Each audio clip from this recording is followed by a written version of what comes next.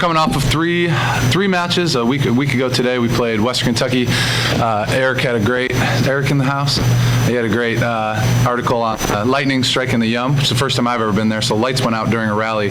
We finished the rally, and then the coaches got together and we decided we should replay the point. We played the point in the dark. I guess we played it in the emergency light. So that was Western Kentucky on Monday, a week ago from today, and then we opened up ACC on Friday and Saturday with Boston College and Syracuse. Two teams that had racked up a ton of wins, had found a great way of winning and all of that, and then you get to conference play, and we didn't know what we'd see with them, and I thought we played really, really well against some pretty organized teams, and I was really, really pleased with our offense in particular. And then, like Nancy said, we're hitting the road out to California. The nice thing is Cal and Stanford were at Virginia and Virginia Tech this past weekend, so they're doing the same travel with us. They're just a couple days ahead of us, and then we'll play Cal at 7 o'clock their time, so 10 o'clock local here, and then 5 o'clock local on Sunday. We'll play Stanford. Dan, would you talk about the challenges of the ACC and how you think it's shaping up at this point? Well, Nancy just reminded me that, I didn't know this, but we're entering our 89th week of being ranked in the top 25. And when you bring up the ACC, when I got here in 2017, no team was ranked in the top 25. So no matter who you played, you couldn't crack the top 25 because you could never beat a top 25 team. Once conference started, we were kind of all beating up each other, and top 25 was elsewhere. Now we've got 4 or 5 teams in the top 10, multiple other teams in the top 25. So as the ACC goes, it's top heavy like it's always been. When we added Stanford and SMU, those are 2 top 10 teams right now, and then obviously us and Pitt have risen to perennial top 5, top 10 teams. So the nice thing is, we feel like in preseason a couple games got away from us. We would have liked to pick off Texas or Kentucky or one of those top teams, but the nice thing about the ACC is you're going to get plenty of opportunities to do that. So we're really excited about it. What are the challenges of going out west, and do you do anything? I mean, you guys have done the Stanford thing, I think, a couple different times. Do you do anything different with the team this week to prepare for the time change? We've tried everything. We've tried kind of changing our sleep schedule. We've tried practicing at different times during the week, and we found that just kind of sticking with our pattern and then adjusting when we get there is probably the best recipe. So for us, the way we enter this week won't be any different at home as far as their class schedules go. When we practice, we've tried, practicing later. Obviously, that Cal match on Friday is going to be 10 o'clock our time here. But we just found that sticking with our routine, and then when we get there, if they have to nap, if they have to kind of extend their game day routine, we've had our most success with that. But we've tried everything, and the more we try, the more we're chasing our tail, that we're just like, hey, we're going to stick with our routine, adjust as much as we need to on that actual game day, but let's just keep it as normal as possible. So there's definitely challenges with it, but you got to address that early in the week that, you could come up with any excuse you want, but we can't be there, and we got to attack the week like any other week. God, it's been a while since we made that trip. Honestly, it feels like the day that we leave is always the day that you finally get adjusted, and you're like, oh, I'm used to the time, and then you come back, and I think it kind of catches you when you come back this way.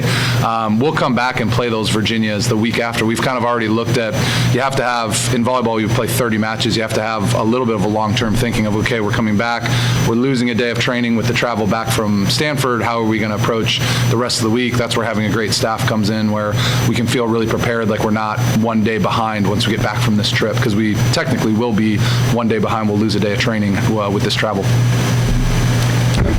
Peyton's been a versatile player for you. It seems like she can do almost anything. How has that impacted your team? What do you think she does best, so forth?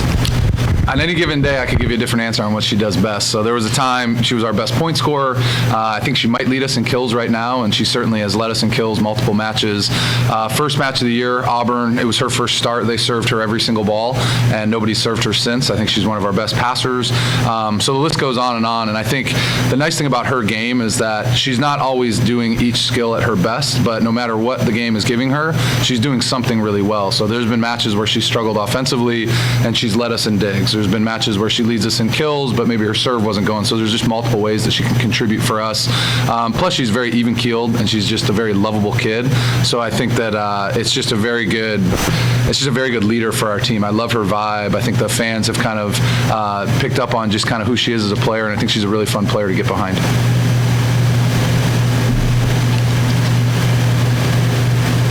Said you felt like you played well over the weekend. What was it that you thought you did best, or was there one or Well, two after the lightning things? struck the yum, our offense has been on fire, literally. So, I think Naelis Caballo is, the last 3 matches have probably been the best 3 matches of her career. And, I love making football analogies, but it's very similar to, it doesn't matter who you're playing. If the quarterback's not throwing balls that are catchable, it doesn't matter. And so for Nay, it's the same thing with setting.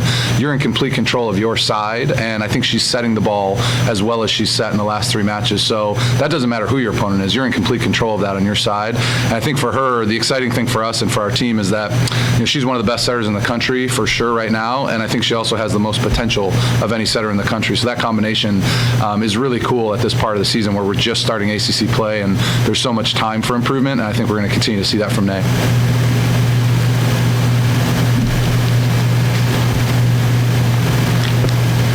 You've got another outstanding player in Kara. You talk about her blocking, and she's been fabulous for you this year. Yeah, so Kara Cressy is a 5th-year senior for us, and I've told this story before, but her first year, 2021, we went undefeated, and she redshirted, and so when we made the Final Four, we stormed the court, and she's in street clothes. She wasn't even able to dress for that game, so she's gone from redshirting, really kind of investing in herself and her development, to now she's the 5th year who is kind of paving the way for these younger players. And I think the biggest growth you talked about with her blocking is she's just such a calm presence at the net, and I think the jump from high school to college, the game seems really fast. And for Kara, I think her first few years, you could see that the game felt fast. She was kind of making extra movements and kind of reacting to things that weren't really happening. And now, she makes it look like it's slow motion for her. And I've said this multiple times this year, but she feels like we have a pro playing amongst college players. And she very well could be a pro. She probably would have been a first-round draft pick last year, chose to come back for her 5th year, and I think it shows in just her presence. What I love about that is, Addison McCoon is a freshman middle for us. She played the 3rd set against Syracuse, and she gets to learn from Kara. I always think for programs that continue to develop, you have to have the younger players watching these great older players, and then they start to mimic what they see. And so I'm almost more excited about the fact that Addison McCoon gets an entire season with Kara Cressy and learning from her, because I think 3-4 years from now, we're going to be talking about Addison McCoon as, one of the best blockers in the country and, doing all the things Kara's doing now.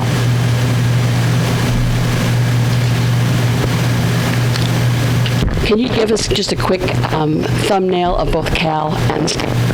Yeah, so Cal, Cal, I think they're doing, if I heard this right, I think it's our match, they're doing a ceremony to commemorate Carly Lloyd. Carly Lloyd led them to, I think, a national championship or a national runner-up in 2008. And the only reason I know that is I was a student manager with the team with Nebraska at the time that Cal beat to get to the Final Four that year. It was a huge upset. And she was pretty much the reason that they won that. So I think they're commemorating her. So that Cal program has had huge success in the past. They've been to the national championship. Correct me if I'm wrong if they won that match. It was a long time ago. And then she played for the national team and did all that. Well, they're going to have a big ceremony for her. Very similar. We've had similar road matches where, Creighton, they opened up their new TerraFlex floor, and a lot of times when Louisville comes to town, I think they try and pack the place, which we love. It's really fun. So that'll be cool to see that. And, the Cal program is kind of on the rise. I think they've got, similar to us, they've got a few preseason matches they wish they would have gotten, but they're, they got tournament hopes, and this is a huge match for them. On our side, we'll talk about, that's a massive trap match for us. I think it's very natural for our team to think about the Stanford match and, national TV and all those different things. We played them in the Elite Eight.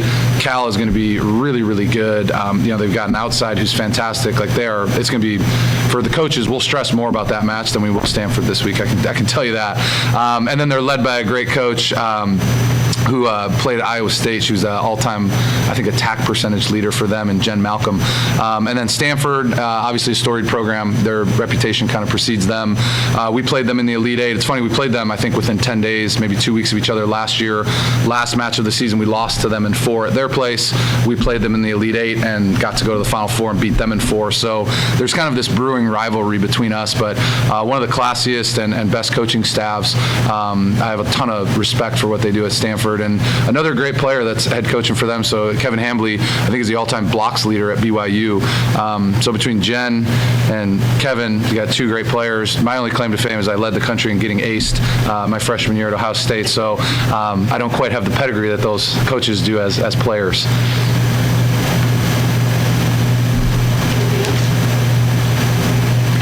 That's not going to lose you any points. Luckily I don't have to pass. So, but I think they both might be taller than me, which is pretty rare. So, yeah, it'll be a fun weekend. So, 5 o'clock on Saturday. I looked at the NFL football schedule. So Lamar's day to day with the hamstring. He might not even play at 1. So the cards are covered there. We play at 5, and then the Chiefs and Ashton Gilletti, they play at the night game. So you get to watch us at 5 on ESPN, and then you get to watch the Chiefs at night. So you get a card Sunday. So thanks everybody. Appreciate it. Go Cards.